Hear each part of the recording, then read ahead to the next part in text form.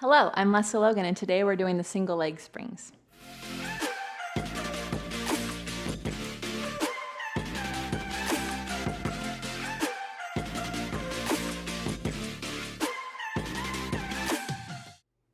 So I love the single leg springs. I've done them before for you guys in separate videos, but I think having them all together in one makes it really easy for you.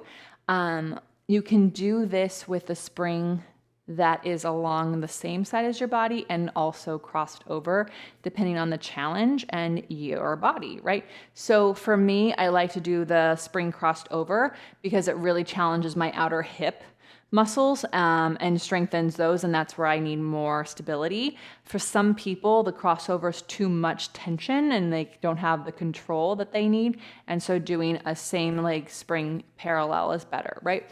So you have your leg springs on and you place your body like you would for regular leg springs, and then I'm going to take this, I'll take my left leg because that's my weaker one. So I take the right leg spring and I put it on my left foot. And then I take my right knee and I keep the knee bent for right now. So the spring is wanting to pull my foot across my body, right? So I already have to activate my outer hip to get my foot lined up with my seat. And then you point through the foot to push the leg out, and then you bend the knee. Now, what you don't want to do is as you go out, go up. That's the spring opening your knee. But as you go out, you also don't want to go down because that's just you like dropping your leg out there. So you imagine there is a straight line that you're trying to reach your leg across and then pull it in. So all the same rules apply. Like my heart has to be on the mat. My low ribs have to be on the mat. My arms are active from my back, right? So you go out and in, and then you add on.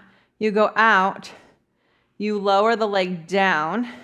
When you drag the leg in, it's super easy to let the spring pull your butt, heel to your butt, but how much can you control that? And then right about there, I can't control it anymore, so I pick that shape up. I press that leg back down, all from here. And then I push the leg out. I'm still connected to my seat. I lift the leg up. I bend the knee in, press out from the hamstring, and I press down from my glutes and hamstring. I drag it in, staying pressing into the strap. Pick this up with my stomach, press it back down, go out, lift the leg up, right? You can do like 3 to 5 of those. Then you press the leg out, and I'm going to do my single leg circles.